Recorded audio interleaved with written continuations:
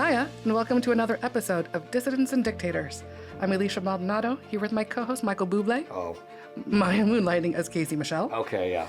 On today's episode, we're going to talk about the life and legacy of one of my favorite politicians and thinkers, Václav Havel, who died 12 years ago this Monday. Fun fact, he served as chairman for the Human Rights Foundation, and we also have a prize named after him. We'll discuss all these things coming up. So, Alicia, how you doing today? I'm doing okay. I'm tired, a little bit tired. Tired. Because we had our holiday party, stayed up a Oh, little late. that's what we were doing last night. Yeah. Right. It's all coming back to me. I'm a little tired. I mean, you have an excuse for being tired. You have a little baby, but I have none, really. Well, I would say you must be tired from all the entertainment and all the, dare I say, Michael Bublé-esque vocal talents. You were killing it with that were on display. Horrible rendition of Purple Rain. Look, I am so happy Prince wasn't around to see that. That brought me so much more joy than I could express. Thoroughly ashamed of myself and my decisions. Yeah, you performed with Celine Boustany, our president. That's right. Yeah, it was an honor, and I certainly let her down. It was and honestly, I let the whole team down. It was a real privilege to watch that. It was. Look, we have a lot of talent on staff. That goes without saying. The program directors, creative side, the interns, all of them are phenomenal. I had no idea that we had so many altos, so many sopranos, and so many other folks whose vocal talents don't even need description, because the less said, the better. And they were all on display last night. It was really great. I did not get up and sing because I'm not a huge fan of getting up in front of people and singing, although my mom and my sisters used to make me do. But yeah. Well, who knows? Maybe if we're lucky enough someday, we'll get you up there with our esteemed producer, Omar. Yeah, maybe. Who also didn't get up there in front of the mic.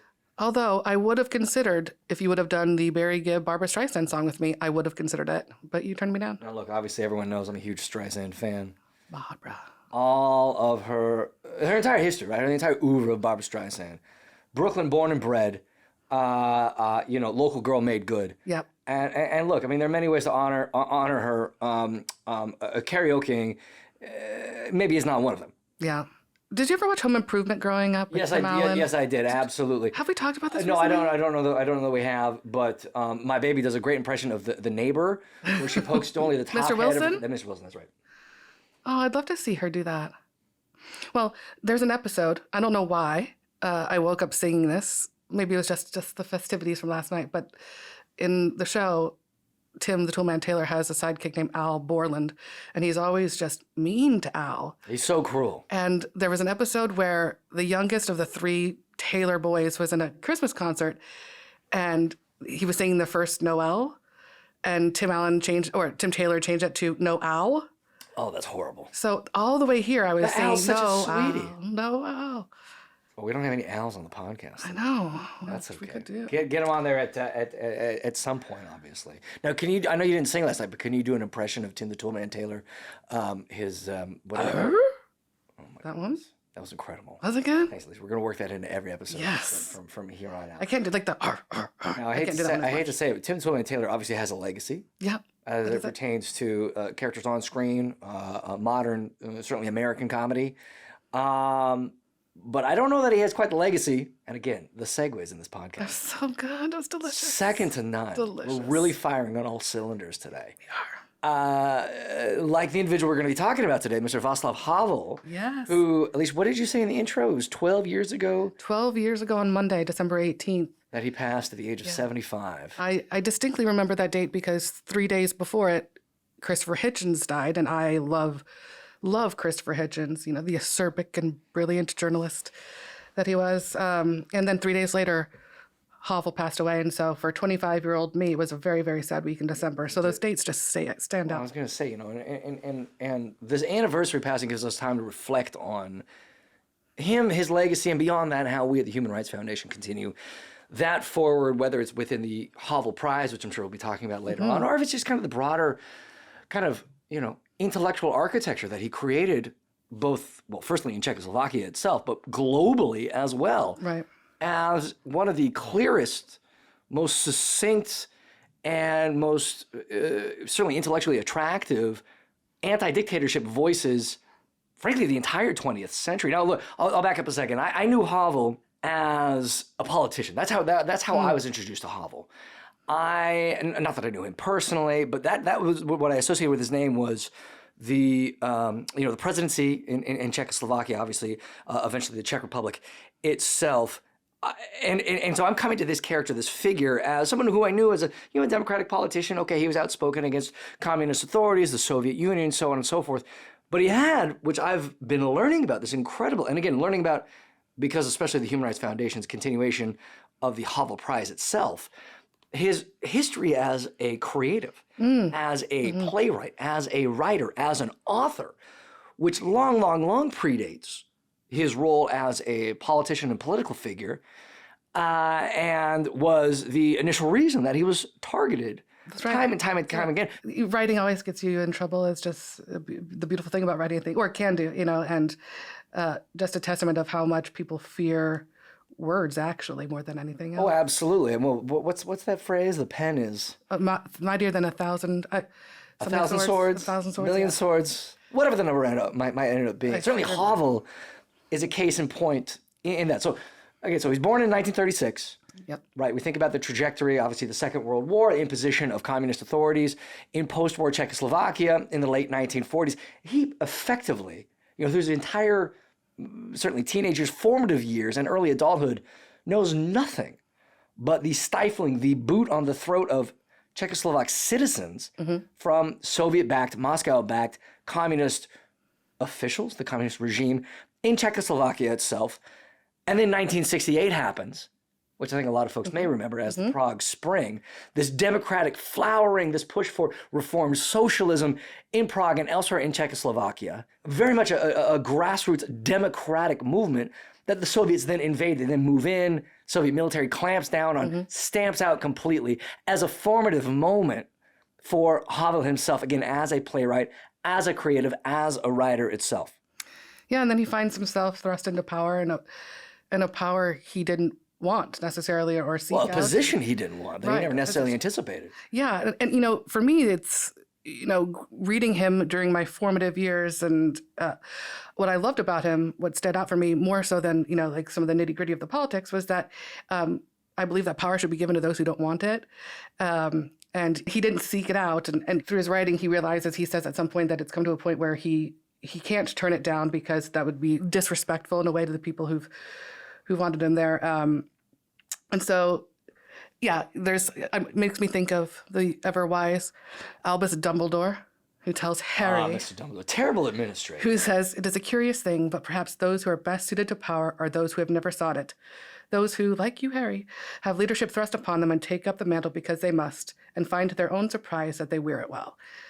And I feel like that really demonstrates. And I think that also points to one of the kind of, again, intellectual through lines of so much of Havel's work, was this not seeking power for power's sake, not seeking to construct a regime or, any kind of certainly authoritarian structures for the sake of power itself. But there seemed to be this kind of overriding, maybe even at times overwhelming belief in the almost sanctity of the individual as an independent actor, as a figure of and worth all of the dignity to which we are all owed, to which we all inherently embody, which is a dignity that dissipates, that is diminished, that is in many cases destroyed by the kinds of regimes that Havel was talking about, writing about, eventually fighting against itself. He had this great quote. I don't remember. I think this was from one of his interviews, where he said, and I just have it right in front of me, so I'll just read it verbatim. He said, quote, "I feel that the dormant goodwill in people needs to be stirred. Yes. People need to hear that it makes sense to behave decently or to help others, to place common interests above their own, to respect the elementary rules of human coexistence." And that's the end of the quote there. Oh, I would be happy to sit here all day and just throw back and forth Havel quotes, because they're just inspiring. At least they are for me. And, they are absolutely. But so in his most famous essay called The Power of the Powerless, which I've read so many times since 1978, and he talks about kind of that point that you're discussing now, Casey, which is how, ordinary citizens naturally resist dictatorship just by living their lives. Exactly. And these small moments that in many other cases we would think were just completely inconsequential. Yeah. And then democracies won't even think about. Yeah. And he had this phrasing too, like he would always say, live in truth, to live in the truth. And that's something that should be put on a shirt or a mug. I don't know.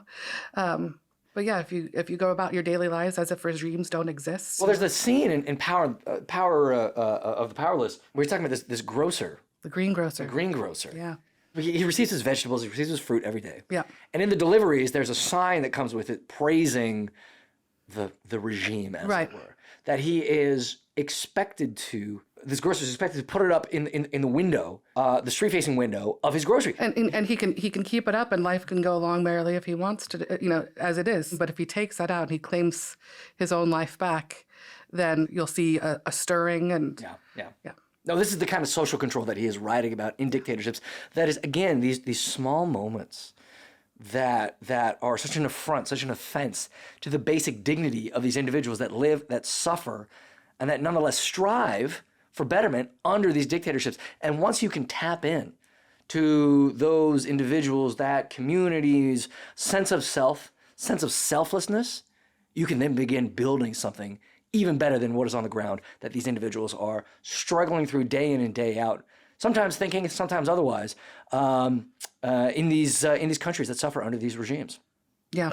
David Remnick wrote this beautiful piece for The New Yorker about Havel in 2003, right after he was getting ready to leave office. And we'll share it in the show notes because I just think that it's such a good read. But he kind of... I'm going to just read it because I just think it's a beautiful piece of writing. And then hopefully you can tell us some more about Charter 77, which is what they reference. But so he writes about Havel. Consider, a bourgeoisie boy becomes a bohemian playwright. He then becomes a dissident who, for the crime of writing subversive essays and helping to organize a subversive movement called Charter 77, is encouraged by the regime to master the art of welding in a reeking Czech prison. Finally, in late November 1989, everything implodes and he's leading demonstrations in Wenceslas Square, and hundreds of thousands of people are shouting, Havel to the castle. I'm not going to try to do. Within days, he is the head of state, working the same hilltop redoubt that served as the seat of power for dynasts of the Bohemian Kingdom, the Habsburg monarchy, for the emissaries of Berlin, and the traps of the Kremlin. Just beautiful.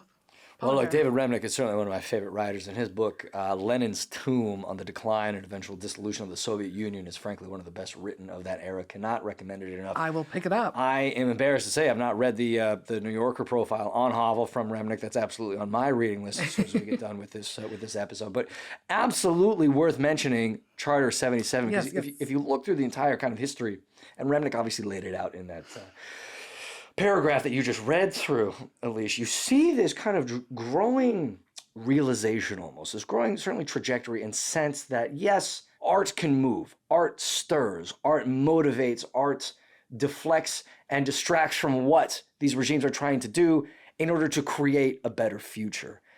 Havel never abandoned that. He never abandoned that artistic background that he was raised in, that he spent, frankly, his entire life crafting. But you can also see this trajectory in terms of the political space, the political sphere growing and on his end, which obviously ended up in the presidency of the Czech Republic itself. And you have Charter 77, which you mentioned a moment ago. And he was with the essay we discussed earlier, Power of the Powerless. That was 1978? 1978, yeah. So a year before that, 1977, Havel and a number of other intellectuals and writers and activists that were still working and trying and striving under the communist regime in Czechoslovakia, they come together and they issue this manifesto. Beautiful manifesto. Called Charter 77. And again, it's a little catchy. It's 1977. Yep. Oh, and then, by the way, there are 77 paragraphs on this, which is pretty lengthy. Yeah. I'm not going to lie. Yeah. Anytime I don't know that I have 77 paragraphs on anything. I'll tell you I that. believe on you. No, look, it's a lifelong goal. But they put this out, and again, it's so funny reading through this. You see, these are the basic underpinnings of democracy itself. Again, the self of individualism, the sense of decency, the sense of dignity to which individuals in Czechoslovakia and elsewhere are due simply by dint of existing. That these regimes over and again, authoritarians of any and all stripes, try to stamp out in order to retain power themselves. I'll just read a quick synopsis of Charter 77. It was a, quote, pivotal human rights initiative and manifesto that emerged in 1977 in Czechoslovakia, was a direct response to the oppressive policies of the communist regime in Czechoslovakia, and played, and again, this is the key element, played a crucial role in galvanizing opposition to the regime, and became a symbol of resistance to totalitarianism, not only in Czechoslovakia. And again, it is these basic underpinnings of democracy as we know it that they were calling for. This was nothing, well, in the eyes of the communist authorities, this was certainly radical. But in the eyes of the rest of us, this is exactly what we should expect from democratic governments. It is, basic human rights demands, basic upholding of international commitments, again, especially in the human rights space. These things that should be expected from any government that is representative of the people themselves. And it is difficult to overstate the role that Havel played, not only in generating and sparking the momentum in Czechoslovakia that ended up toppling the regime in 1989, but more broadly, all of the successes, all of the democratic successes seen in 1989 across Eastern Europe, in the Caucasus, in Central Asia, so on and so forth. 1989, 1991, all of these democratic successes, in many cases, can be tracked back to what Havel was doing. Even in the 1970s, what he was doing, what he was organizing. And I will say, I just want to end with this quote from. There's a great book that came out, a while ago at this point, by a gentleman named Tony Jute, who's a historian. He wrote this book called Post-War. It's a nice, thick, doorstopper book. Yes, great Christmas present, if anyone's involved, Christmas holiday present, so on and so forth. But, it's about the totality of European history post-1945 through, the mid-2000s or so. And he has this quote on Havel, and I'll just read it again, where Jute says, quote, "The role of Havel was equally crucial to other elements in 1989. No one individual of comparable public standing emerged in any other communist country. And while most of the practical ideas and even the political tactics of Havel's movement might have been forthcoming in his absence, it was Havel. It was Havel who caught and channeled the public mood, moving his colleagues forward while keeping the expectations of the crowd within manageable bounds." And again, I just stole a quote from Jute. He also says, "The impact of Havel and his public appeal cannot be overstated." And what I love about that, for us sitting here now and we're reflecting on his life and hearing, those quotes, is the way that he viewed himself, or at least in the way that he talked about himself.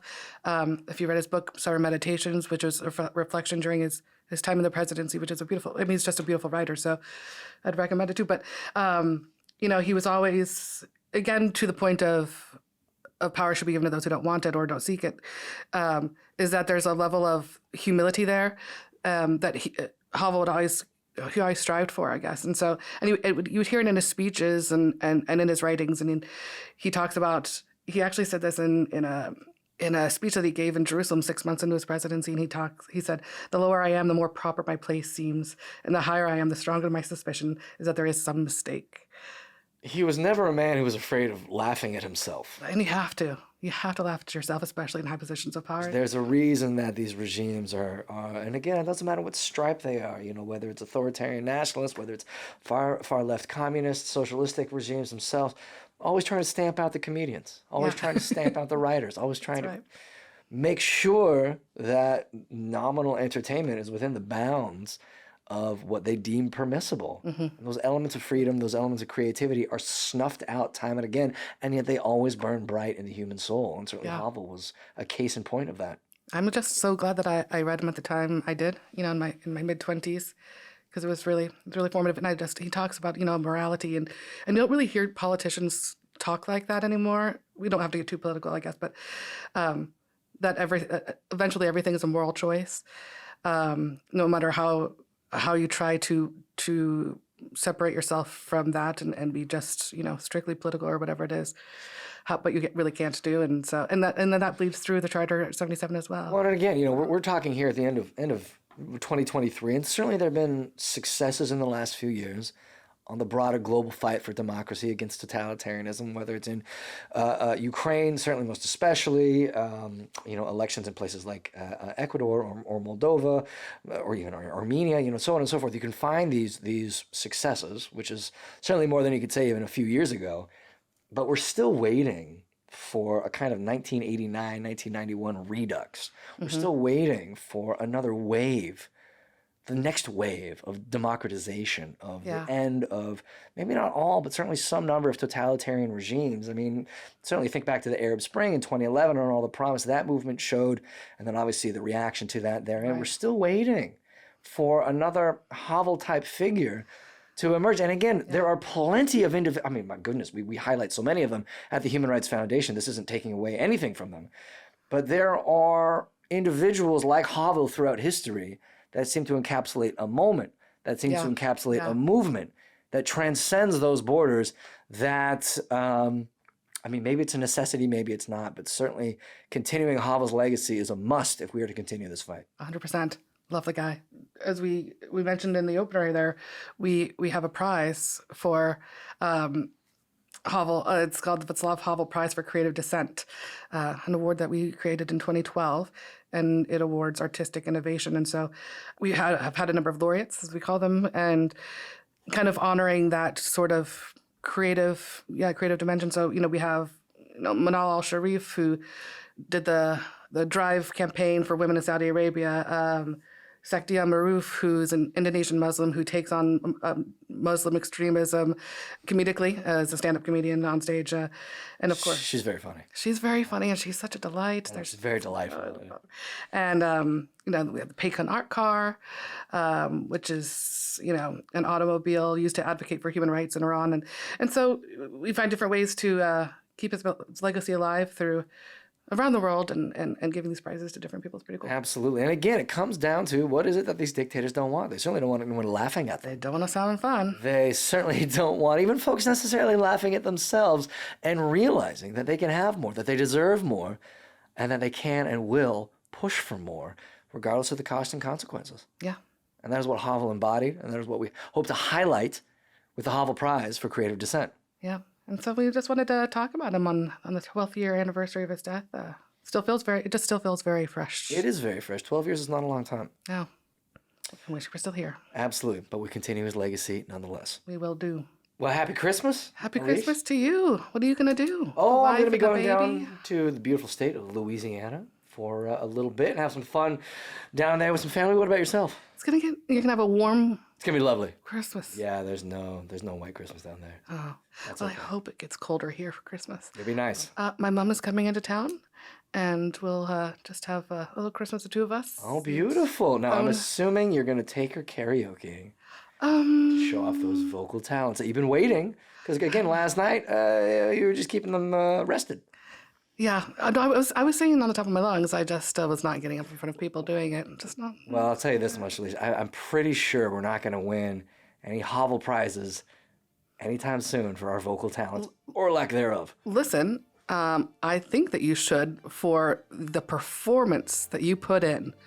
You were committed. Thank you. To Purple Rain. I'm committed in everything I do. You didn't know any of the words, although they were in front of you, but you committed to it. It was all very sudden.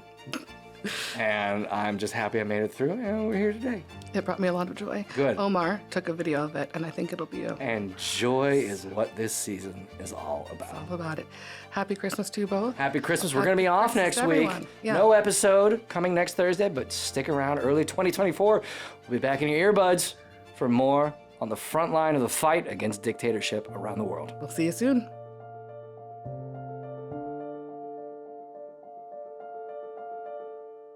The Human Rights Foundation is a nonpartisan, nonprofit organization that promotes and protects human rights globally, with a focus on closed societies. We promote freedom where it's most at risk, in countries ruled by authoritarian regimes.